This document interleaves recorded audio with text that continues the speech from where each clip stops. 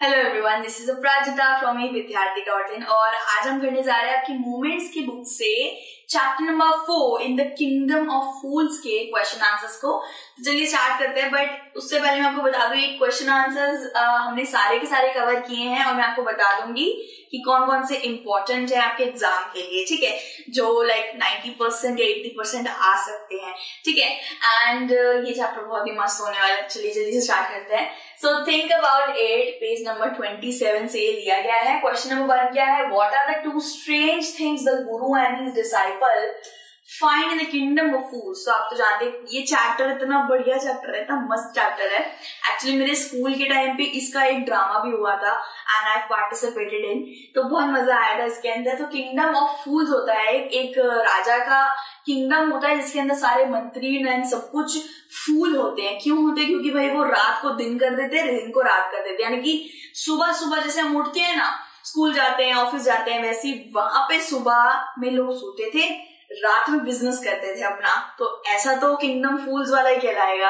Along with it वहां पे एक ही डूडू चलता था। डूडू वहां की करेंसी का नाम था। एक ही रुपए में आप अनलिमिटेड खाना खा सकते हैं। तो ऐसा अगर हो जाए यहाँ पे तो कितना मजा आ जाए, लेकिन ऐसा नहीं हो सकता। तो सिस्टमैटिक वे का वहां पे कोई भी मतलब एक तरीके से प्रक्रिया चलती ही नहीं थी। यहाँ पे ये बोला गया है कि गुरु एंड उसके जो चेला था, डिसाइपल था, उसने किंगडम ऑफ फूल्स में क्या ऐसा दो स्ट्रेंज बातों को देखा। वहां पे गुरु और चेले आए थे जो काफी ज्यादा दिमाग वाले थे, लेकिन डिसाइपल का बाद में दिमाग थोड़ा फिसल गया था। आंसर क्या होगा? The guru and the disciple found that in the kingdom of fools people used to work during night and sleep during days. जैसे कि मैंने आपको बताया कि सुबह सोते थे, रात में काम करते थे। Everything was cheap and cost same. सबका जो कॉस्टिंग था वो सब सेम था। यानी कि अब एक दर्जन केला ले लेंगे तो उसका भी 1 डूडू लगेगा, एंड एक क्विंटल राइस ले लेंगे तो उसका भी 1 डूडू ही लगेगा। सो यही होता था भाई, नाइट को इनका बिजनेस चलता था और सुबह सुबह ये लोग सोते थे, ठीक है। वहां पे अपराध काल में कोई भी एक इवन जानवर भी वहां नहीं होता था। इवन काउस को भी ट्रेनिंग दी गई थी कि भाई तुम्हें सोना है सुबह सुबह। सो ये होता था, ठीक है। So this was the two strange things जहां पे गुरुजी और डिसाइपल ने इसको एक तरीके से देखा। पहला क्या था? 1 डूडू में सब कुछ मिलता था। दूसरा क्या था? नाइट एंड डे वाला शिफ्ट, ठीक है। क्वेश्चन नंबर 2 क्या है? Why does the disciple decide to stay in the kingdom of fools? Is it a good idea? So guys, ये इंपॉर्टेंट हो सकता है, मैंने आपको बता दी ये इंपॉर्टेंट है। वैसे भी करते हैं कि डिसाइपल जो गुरुजी का जो चेला था उसने किंगडम ऑफ फूल्स में रहने का अपना दिमाग क्यों बना लिया था, ठीक है। क्या ये गुड आइडिया था? क्या उसके लिए सही था? तो आंसर क्या होगा? ऑब्वियसली डिसाइपल ने वहां रहने के लिए इसलिए बोला था क्योंकि वहां पर सब कुछ बहुत ज्यादा चीप था। उसको खाने में बहुत सारी चीजें मिल रही थी। और दिन बनाना, घी, राइस खाया जा रहा था, उसके वही मजे थे, ठीक है। तो बेसिकली ये कुछ खाने के नाम जो हमें टेक्स्ट में दिए गए थे, ये वो घी राइस बहुत खा रहा था जिससे उसका काफी ज्यादा फैट बढ़ गया था। मंथ के अंदर वो बहुत मोटा हो गया था लाइक अ बुल, एंड वो बनानास खाता। तो ये दोनों ही 1 डूडू में मिलता था, ऑल इन 1 डूडू, ठीक है। सो आंसर क्या होगा? Everything was cheap in the kingdom of fools, disciple and peculiarity of diet. तो डिसाइपल इतना ज्यादा डाइट, मतलब इतनी ही बढ़िया उसकी तंदुरुस्ती बन गई थी, ठीक है। So he was tempted by the cheap food. वो इतना ज्यादा सस्ते खाने को देख के उसको लालसा हो गई थी और उसने डिसाइड करा कि वो किंगडम में रहेगा। It is not a good idea to stay there for a long time. वो सही आइडिया नहीं था रहने का। One would be in a danger any time because of the unpredictable behavior of fools. तो कभी भी कुछ भी हो सकता था। उसके गुरुजी ने भी उसे बोला था कि कुछ भी हो सकता है भाई, यहाँ फूल्स के साथ नहीं रह सकते। वो क्या आगे नेक्स्ट करेंगे हमें नहीं पता, बट वार्निंग उसने ऐसे खारिज कर दिया। वो वहीं पे रहा और गुरुजी वहां से चले गए। तो क्वेश्चन नंबर 3 क्या है? Name all the people who are tried in the court and give the reason for their trial. Tried क्या होता है? यानी कि किसी को कोर्ट के अंदर पेशी लाना, उसके जुर्म के लिए उसको पेशी लाना, उसको ट्राइड कहते हैं। तो सारे हमें लोगों का नाम बताना है जो किंग के दरबार में जिनको पेशी लाने के लिए बोला था और रीजन देना है उनकी पेशी के लिए।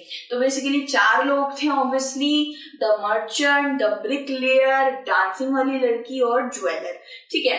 अब मैं इनका पहले रीजन भी आपको बता देती हूँ। रीजन क्या होगा, मर्चेंट जो था, मर्चेंट का घर था, चोर आ रखा था उसके घर में चोरी करने के लिए।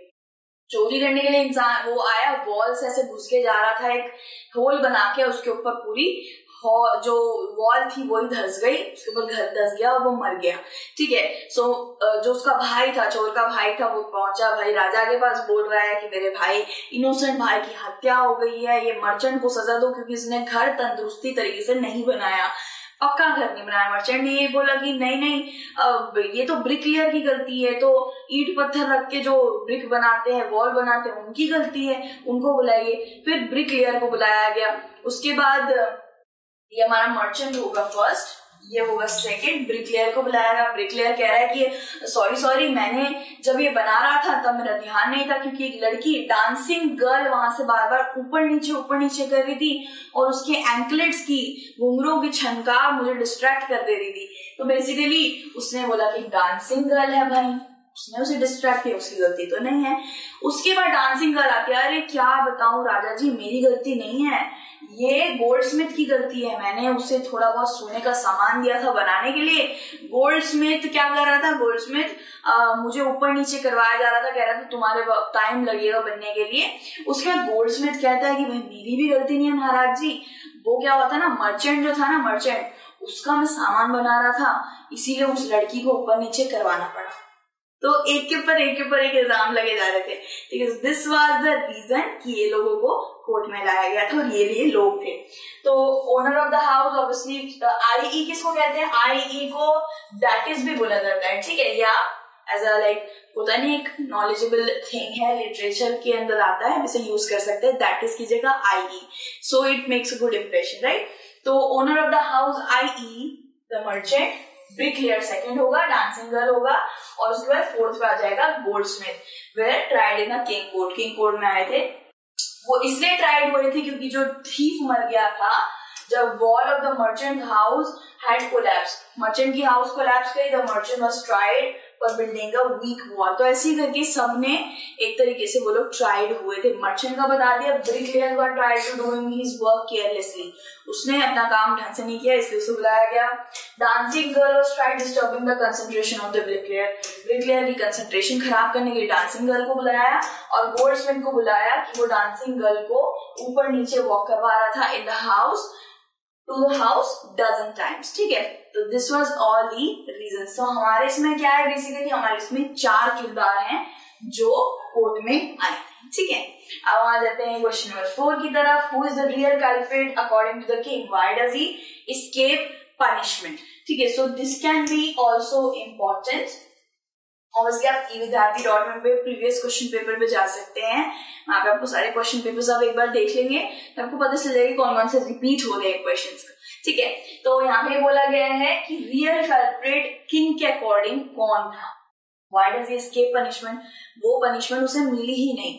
ठीक है, तो आंसर क्या होगा, the merchants dead father was held responsible. Merchant के जो पिताजी, मर्चेंट ने बोला था कि मेरी गलती है ही नहीं, ब्रिक जो भी था, वॉल जो भी था वो मेरे पापा ने बनाया था, मेरे पापा की तो हत्या हो गई है। तो भाई उसने बोला, किंग ने बोला भाई हत्या हो गई तो क्या करे, तुम भी उनका घर लेके बैठे हो, सब कुछ खून वून सब तुम उन्हीं का, तुम्हें ही फांसी में चढ़ाया जाएगा, एग्जीक्यूट करा जाएगा। ठीक है, so were making the wall weak, but according to king the rich merchant was the real culprit. उसके लिए रिच मर्चेंट ही रियल कल्प्रिट था, because he inherited the sins and riches of his father। उसके पास ही उसके पापा का घर था, वो पापा का एक तरीके से ब्लड था, दैट्स वाई उसके ऊपर।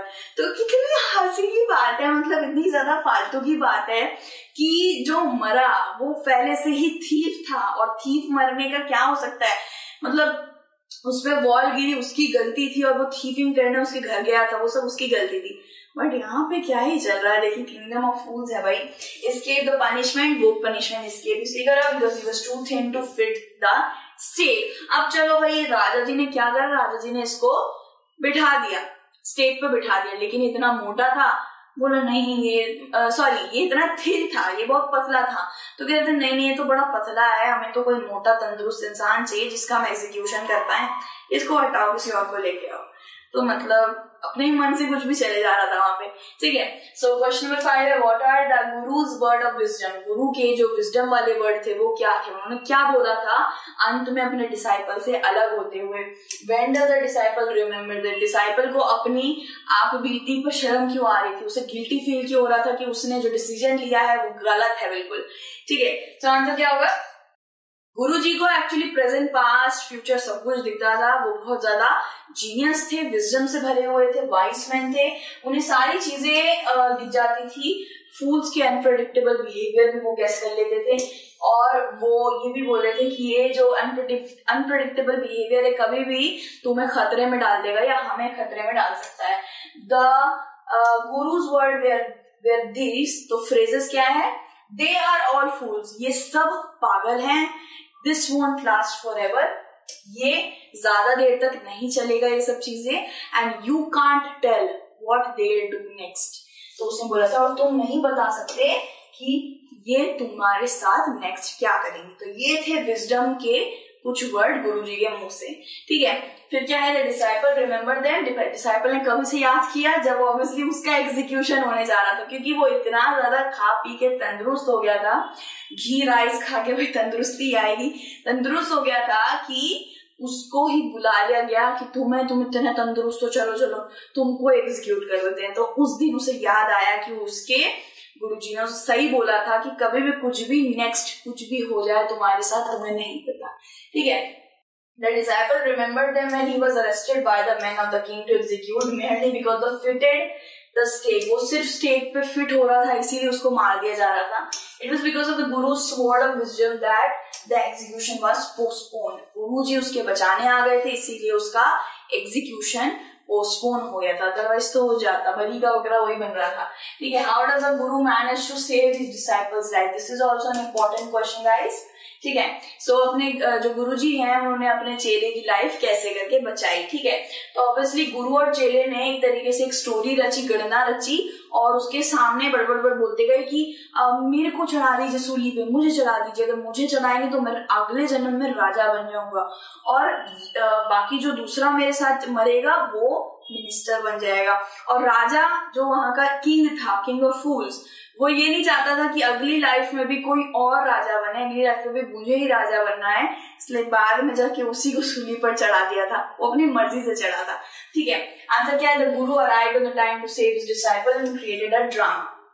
गुरुजी ने सब देख लिया था, सेंस कर लिया था, वो पास्ट फ्यूचर सब कुछ देख लेते थे, एंड देन वो अपने अचानक से सेव करने आ गए थे और उन्होंने एक ड्रामा रचा।